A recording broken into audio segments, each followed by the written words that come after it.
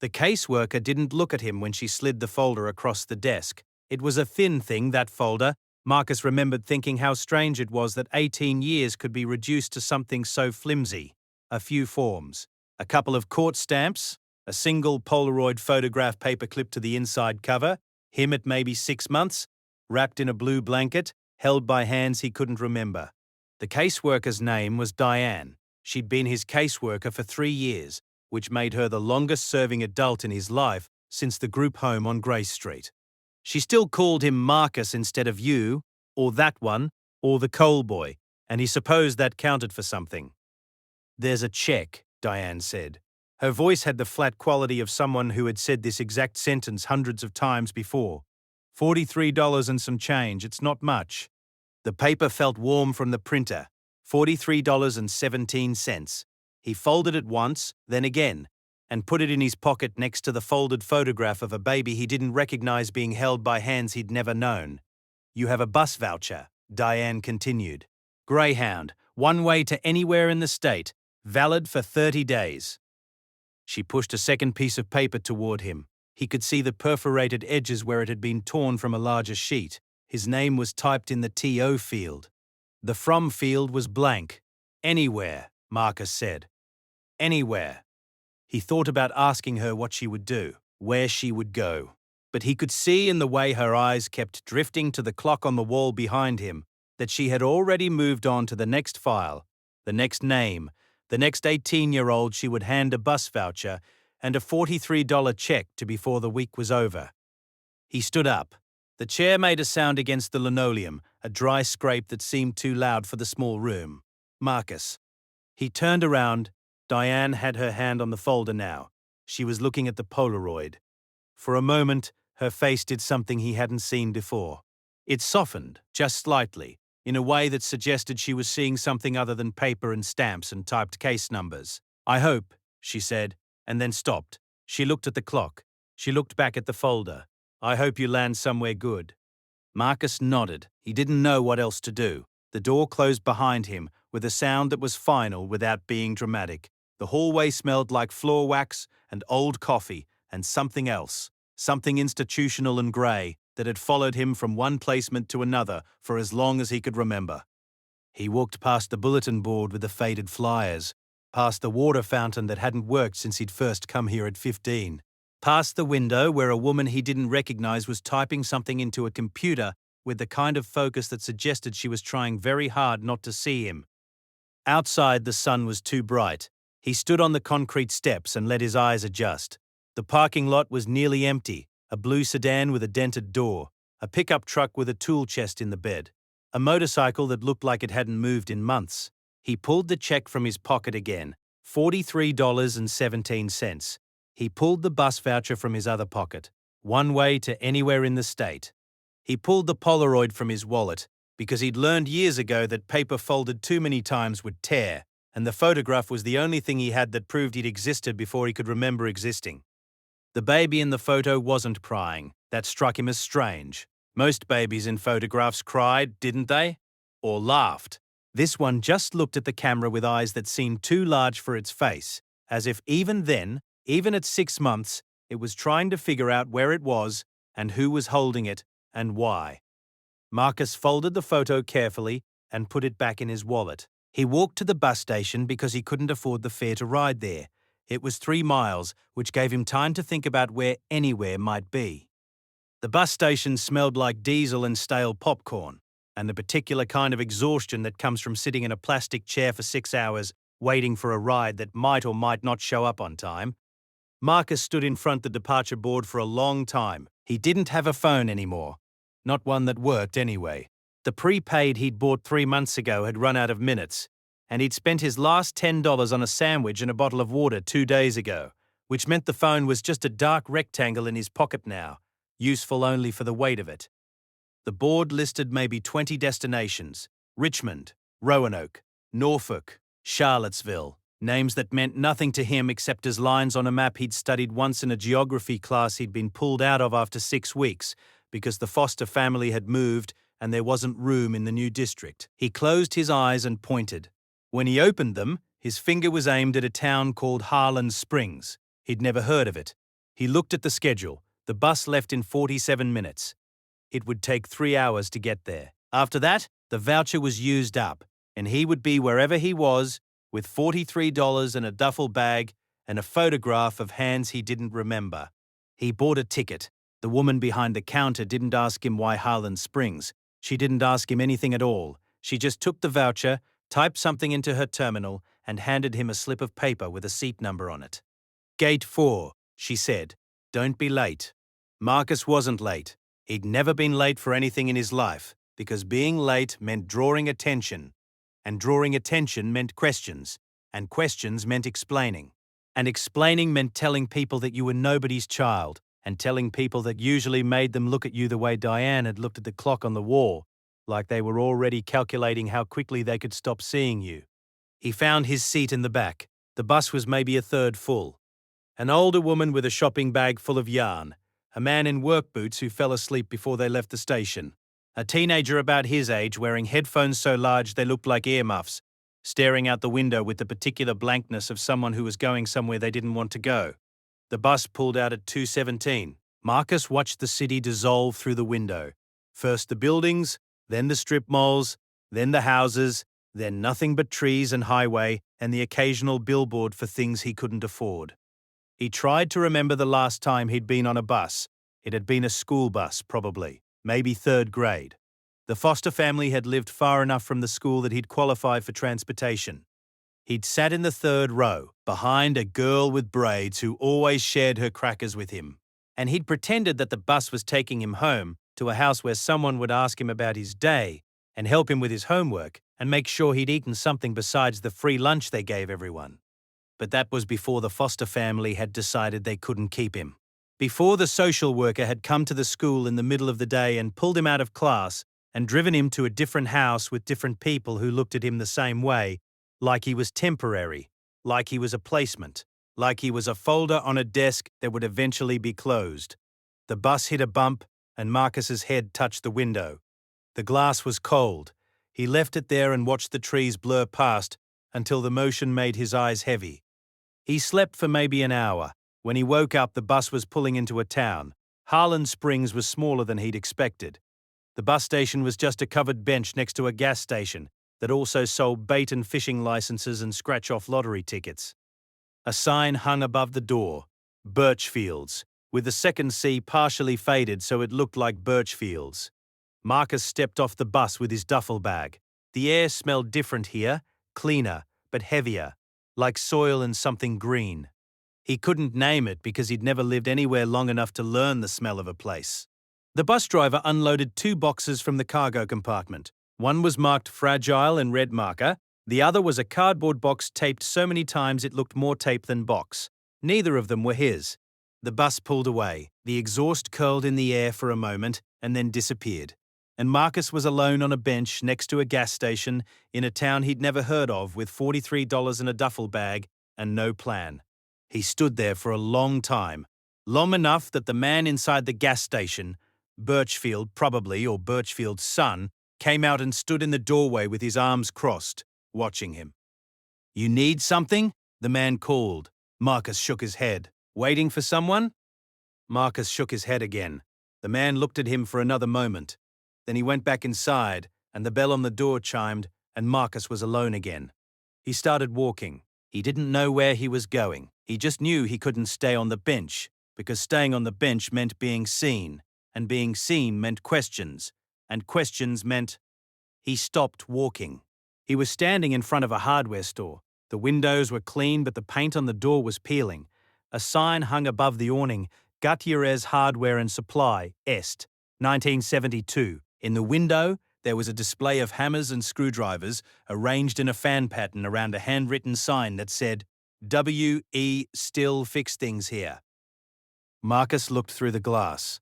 Inside, he could see an old man at the counter, helping a woman with a broken drawer pull. The old man was showing her how the screw had stripped, explaining something with his hands, patient in a way that reminded Marcus of nothing he'd ever had. He kept walking. The town center was maybe 4 blocks long. There was a diner called the Morning Glory with a neon sign that wasn't lit, a post office with a flag at half-staff, a barber shop with a striped pole that hadn't spun in years. A library that looked like it had been a church once, with a steeple and stained glass and everything. And at the end of the street, set back from the road behind a chain-link fence that had collapsed in one corner, there was a building that didn't belong. Marcus stopped in front of the fence. The building was 2 stories tall, red brick, with a garage door at ground level that was wide enough for 2 trucks to pass through side by side. Above the garage door, faded paint spelled out something he couldn't quite read. The letters were too worn, too covered in grime and weather and time, but he could see the shape of it. The way the building stood square and solid even now, even with windows broken and weeds growing up the walls and the chain-link fence leaning like a tired old man. It had been something once, something important. He walked along the fence until he found a gap in the corner. The fence groaned when he pushed through, but it didn't stop him. The parking lot was cracked. Weeds pushed up through the asphalt in long, determined fingers. A rusted pole near the entrance had a sign attached to it, barely hanging on by a single bolt. Marcus stepped closer and read the faded words, Harland Springs Volunteer Fire Department. Station 12. 1953. Below that, in smaller letters, Never Alone. He touched the sign. The metal was warm from the afternoon sun, but beneath the warmth, there was something else. Something cool and solid that felt like it had been there a very long time. The garage door was padlocked, but the locks were rusted through. Not broken, just so old and so neglected that they barely held anymore. Marcus touched one of the locks. It crumbled in his hand, just a little, flakes of rust falling to the concrete like dried blood. He could leave. He should leave. He had no business here, in this dead building in this town he'd never heard of, with $43 in a duffel bag and no plan. But the door had a smaller door cut into it, a pedestrian entrance big enough for one person. He reached for the handle and pulled. The door opened. The air inside was cool and smelled like dust and old rubber and something else. Something metallic, like copper, like the inside of a machine that had been running for a very long time and then stopped, all at once, on a day nobody had planned. Marcus stepped inside. The truck bay was enormous. 2 fire trucks sat in the darkness, covered in tarps that had been eaten through by mice and time. Their headlights stared forward like blind eyes. Above them, the ceiling had collapsed in one corner, and he could see sky through the hole, a single patch of blue that seemed too bright, too alive, for the dead space around it. The floor was concrete, stained with things he couldn't identify. Oil, maybe. Water. Something darker that had soaked into the stone and wouldn't come out. There were lockers along the far wall, 6 of them, floor to ceiling, grey metal with combination locks dangling from hasps.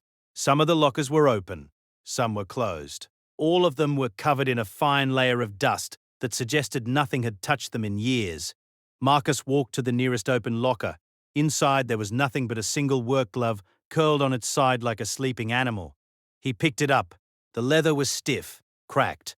The palm was worn smooth from years of gripping things. Hoses, axes, ladders, things he'd never held in his own hands. He put the glove back and closed the locker. The building was bigger than it had looked from outside. Beyond the truck bay, there was a room that must have been the kitchen. He could see the outline of a stove, a sink, a refrigerator that stood open, its shelves empty. The cabinets were gone, ripped out by someone who'd left the screws behind. The floor was linoleum, peeling up at the corners like old skin. There was a day room, too. He found it through a door at the back of the kitchen. Old couches, their fabric torn and stained, arranged around a coffee table that had a chessboard on it. The pieces still in place. White's turn, frozen in a game that had never finished. A television mounted on the wall, its screen cracked. A bookshelf with a few paperbacks, their pages yellow and curled. Marcus sat on one of the couches, dust puffed up around him. He sat there for a moment, in the silence, in the stillness, and tried to imagine what this place had sounded like when it was alive. The crackle of the radio, the clang of the alarm, the sound of boots on the floor, men and women running, shouting, moving with purpose towards something that needed them. He pulled out the Polaroid. The baby looked at him from the photograph. Eyes too large, face too serious. "I don't know what I'm doing here," Marcus said. The building didn't answer. He put the photo away and stood up. There was more to explore. He could see a staircase at the far end of the day room, leading up to the second floor. But he was tired. tired in a way that had nothing to do with sleep and everything to do with the past 3 weeks, the past 3 years, the past 18 years of being moved and placed and shifted and stored like a box in a cargo hold. He took his jacket from his duffel bag, a denim jacket, worn thin at the elbows, that he'd bought at a thrift store for $4, and folded it into a pillow. Then he lay down on the couch, in the dark, in the silence, and closed his eyes. The building groaned around him. Old pipes settling, wind finding its way through broken windows, the sound of something moving in the walls, a mouse maybe, or a squirrel, or just the building itself breathing in the way old buildings do. Marcus listened to the sounds until they became a kind of music, and then he slept. He woke to sunlight on his face. The hole in the ceiling had shifted. The patch of blue was larger now, morning light spilling through in a column that looked almost solid, almost touchable. Marcus sat up. His neck hurt. His back hurt. His hands were cold, and his feet were colder, and his stomach made a sound that reminded him he hadn't eaten since the sandwich on the bus, which had been a peanut butter and jelly from a gas station, the bread stale and the jelly leaking through the wrapper. He stood up and stretched. His joints popped. He was 18 years old, but he felt older. He'd felt older for as long as he could remember. The building looked different in the morning light, less dead somehow.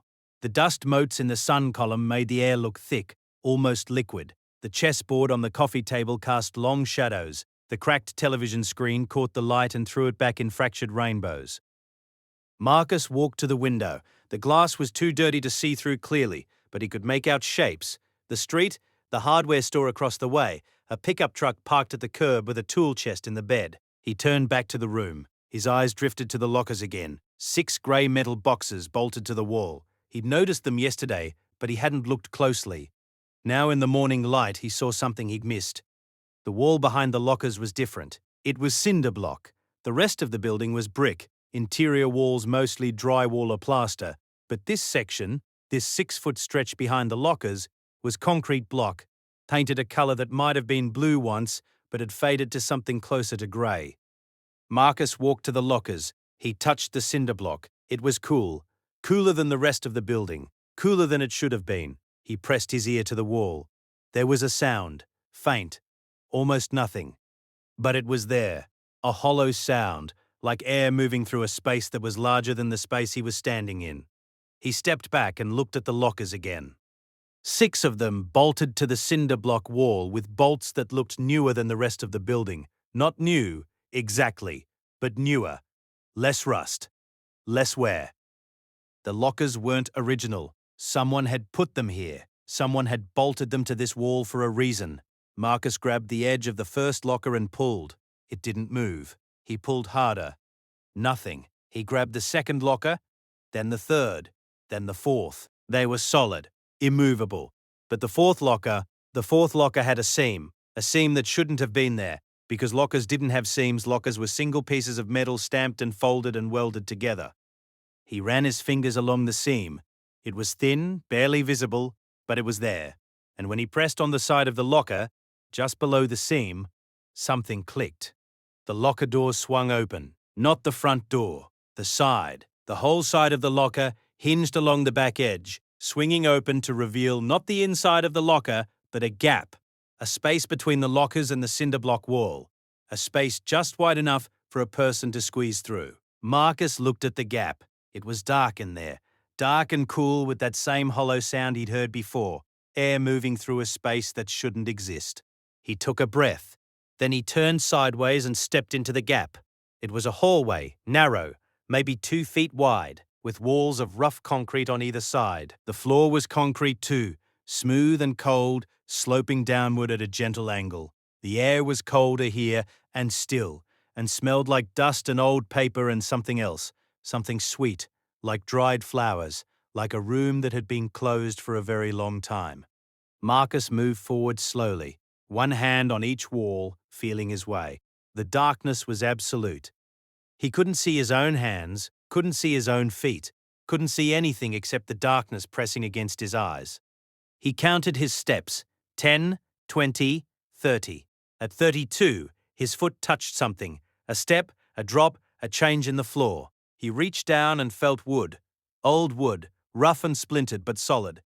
Steps. A staircase. Leading down. He descended carefully, one step at a time, testing each one before putting his full weight on it. The wood groaned under him, but held. At the bottom of the stairs, the hallway widened. The darkness changed. Not lighter, exactly, but different. Less absolute. He could see shapes now, outlines, the suggestion of walls and floor, and something else. Something at the end of the hallway that seemed to be reflecting light he couldn't see. He walked toward it. 20 more steps. 30. At 35, his hand touched something solid. A door. Wooden, heavy, with a brass handle that was cold against his palm. He turned the handle. The door opened inward with a sound like a held breath finally released. The room beyond was small, maybe 15 feet by 15 feet. There was a desk against the far wall, wooden, massive, with a typewriter on it and a lamp and a stack of papers held down by a coffee mug that still had something brown and crusted in the bottom. There were bookshelves along the left wall, overflowing with notebooks and binders and 3-ring folders. There was a filing cabinet in the corner, the drawers labeled in handwriting so small he couldn't read it from where he stood. And there were photographs, dozens of them, maybe hundreds, taped to the walls, pinned to a corkboard, stacked on the desk, arranged on the windowsill of a window that had been painted over from the outside. Faces. So many faces. Men and women in uniforms, standing in front of trucks, holding hoses, holding axes, holding each other. Children in fire hats, sitting on the bumper of a truck, smiling at the camera with the particular brightness of children who feel safe. Marcus walked to the desk. His legs felt strange, unsteady, like he was walking through water instead of air. He reached the desk and looked down at the papers spread across its surface. The top paper was a letter, typed on paper that had yellowed at the edges. The letterhead said, Harland Springs Volunteer Fire Department, Station 12, and below that, in smaller letters, Chief Harland Briggs. Marcus read the first line. To whoever finds this room. He stopped reading. His hands were shaking. He didn't know why. He didn't know anything. He was standing in a hidden room beneath an abandoned fire station in a town he'd never heard of, reading a letter from someone he'd never met. He pulled out the chair, a rolling chair, the kind you'd find in any office anywhere, the wheels squeaking in protest, and sat down. His hands were still shaking. He started reading again. To whoever finds this room, if you're reading this, then I'm gone. I've been gone for a while, probably, and you've found your way here, which means you're either very curious or very lost, or maybe both. I understand both. My name is Harland Briggs. I was the chief of Station 12 for 40 years. 40 years come this November. But I don't suppose November matters anymore. I built this room in 1988. The county was talking about closing the station, consolidating with the department in the next town over. I told them we needed storage. They didn't look too close. Nobody ever looked too close at Station 12. We were volunteers. We were small. We weren't important enough to inspect. But we were important. We were important to each other. We were important to the people we served. And we were important to the people we lost. Marcus stopped reading. His eyes had caught on something on the desk, a photograph, tucked under the edge of the typewriter, half hidden. He pulled it out. It was a Polaroid, just like the one in his wallet. Same size, same shape, same white border. But this one showed a man and a woman in firefighter uniforms, standing in front of a truck, their arms around each other. The man was tall, broad-shouldered, with a smile that seemed too big for his face. The woman was smaller, darker hair, her hand resting on the man's chest like she was feeling his heartbeat through the fabric of his uniform. They looked happy. They looked young. They looked like people who believed they had all the time in the world. Marcus turned the photograph over. On the back, in handwriting that matched the labels on the filing cabinet, someone had written, Tom and Grace. Station 12, 2004. Our best. Our family. Never forgotten. Marcus stared at the words. Tom and Grace. Tom and Grace. His hands stopped shaking. His whole body stopped moving. He was frozen, still. A photograph himself pinned to a moment he couldn't escape. Tom and Grace. He pulled out his wallet. His fingers fumbled with the worn leather, the folded photograph inside. He pulled it out and held it next to the photograph from the desk. The baby in the blue blanket. The hands holding him. The man in the photograph had the same hands, the same broad fingers, the same square knuckles, the same way of curling his thumb over the thing he was holding, like he was afraid it might slip away. Marcus looked at the photograph from the desk. He looked at the photograph from his wallet. He looked at the handwriting on the back of the desk photograph. Tom and Grace. And for the first time in 18 years, he knew his parents' names. He didn't cry. He wanted to cry. He felt the pressure behind his eyes, the tightening in his throat, the way his chest seemed to cave in on itself like the ceiling in the truck bay. But the tears didn't come. They never came. He'd learned too young that crying didn't help, that crying didn't bring anyone back, that crying just made people uncomfortable, and uncomfortable people found reasons to send you away. So he sat in the chair, in the hidden room, and held the photograph, and didn't cry. But he also didn't move. He didn't know how long he sat there. Minutes, probably, maybe longer. The light didn't change. There was no window that opened to the outside, just the painted-over one that let in nothing but a faint glow. The room existed outside of time, in the same way that grief existed outside of time, in the same way that love existed outside of time if you let it. Eventually, he picked up the letter again. I built this room to hold the things that mattered most, the things I couldn't bear to lose, the records of the people we helped, the people we saved, the people we couldn't save, the photographs of the ones who made this station what it was. But mostly, I built it for one person, for Marcus. Marcus stopped breathing. I don't know if you'll ever find this room, Marcus. I don't know if you'll ever find your way back to Station 12. God knows I've tried to find you, tried everything I could think of. Social services, police, private investigators, every last resource this old fire chief could scrape together. But you keep disappearing. Every time I get close, you're gone. Moved to a different home. Transferred to a different county. Sent somewhere else to someone else. To a life I can't track and can't reach. But I believe in things unseen. I have to. I've seen too much in this job not to believe. And I believe that somehow, someday you'll come home. Station 12 was your home once, before you could remember. Your mother brought you here when you were 3 weeks old, wrapped in that blue blanket, and we passed you around the day room like you were the most precious thing any of us had ever held. Your father used to bring you on Saturdays, when he came to check the trucks. He'd sit you on the bumper of Engine 1 and talk to you about the gauges and the hoses and the valves, and you'd watch him with those big dark eyes, and he'd look at you like you were the whole world. And then came the fire at North Harland Elementary. I wasn't there that day. I was at a conference in Richmond learning about new safety protocols, sitting in a hotel ballroom eating rubber chicken. When I got the call, by the time I made it back, it was over. The building was still standing, but barely. 14 children were alive because of your parents, because they went in when everyone else was going out, because they carried those kids on their backs and in their arms and over their shoulders, because they made trip after trip after trip until there was no one left to save. And then the ceiling came down. I don't write this to hurt you. I write this because you deserve to know. You deserve to know that you came from courage. You deserve to know that your parents didn't die. They gave their lives for 14 children they'd never met.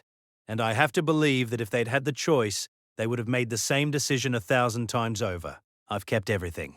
The records of the fund, the Station 12 Community Fund, I call it, though nobody knows it exists except me, the deeds, the paperwork, the letters, the photographs, the stories. I've kept it all, waiting for you. The station is yours, Marcus. I bought it from the county in 2011, when they tried to tear it down. Paid $22,000 for a building that needed $50,000 in repairs. The worst investment I ever made. The best one, too. It's in a trust. Your name is on it. Has been since you were 6 months old, since before your parents died, since before any of this happened. Your father set it up with a lawyer in town. Bill Thornton, he's gone now, but the trust remains. The station is yours, the land is yours, and the fund. The money people have been donating for decades, thinking they were helping with utility bills and funeral costs and school supplies. That's yours too. I've managed it all these years, added to it when I could, kept the records, paid the taxes, watched over it the way I watched over this station, the way I watched over your parents, the way I would have watched over you if I could have found you. But I'm old now, Marcus. older than I ever expected to be. And I know I won't live forever, so I'm writing this letter, and I'm sealing this room, and I'm leaving the lockers in place, and I'm hoping you find your way home. With all my heart, Chief Harold Briggs, Station 12, never alone. Marcus put the letter down. His hands were shaking again. His whole body was shaking. He looked around the room. The filing cabinets, the notebooks, the photographs on the walls, the desk, the typewriter, the coffee mug with its crusted dregs. He'd been here before, not this room, but this building. He'd sat on the bumper of Engine 1. He'd been passed around the day room like something precious. He'd been held by hands he couldn't remember, loved by people he'd never know, watched over by a chief who'd spent 18 years trying to find him. And now he was here. Now he was sitting in Harold Briggs's chair, holding Harold Briggs's letter, surrounded by Harold Briggs's memories. He looked at the photograph again. Tom and Grace. His parents. They'd carried 14 children out of a burning building. They'd died so other people's children could live. And they'd left him behind. No, that wasn't right. They hadn't left him. They'd been taken. There was a difference. There was a difference between abandonment and tragedy, between being unwanted and being unlucky, between being forgotten and being remembered by a man who'd never even met him. Marcus folded the letter carefully. He folded the photograph too, the one from the desk, the one of Tom and Grace. He put them both in his pocket, next to his wallet, next to the Polaroid of the baby in the blue blanket. Then he stood up. He walked to the filing cabinet. He pulled open the drawer marked Fund Records. Inside, there were dozens of folders, each one labeled with a name, a date, an amount. Some of the names he recognized from the town. He'd seen them on storefronts, on mailboxes, on the sign at the gas station. Others he didn't recognize at all. But every folder told a story: a medical bill paid, a funeral covered, a semester of college tuition, a heating bill in January, a refrigerator when the old one died, a roof repair after a storm. The Station 12 Community Fund. Anonymous. Quiet. Generations of people giving what they could, never knowing where the money went, never asking for thanks. And at the bottom of the drawer, there was a safe. Small, fireproof, with a combination lock. Marcus lifted it out of the drawer and set it on the desk. The combination was written on the back of Harold's letter, 4 numbers, a date, 081-206, August 12, 2006. The date of the fire at North Harland Elementary. The date his parents died. Marcus turned the dial. The lock clicked. He pulled open the door.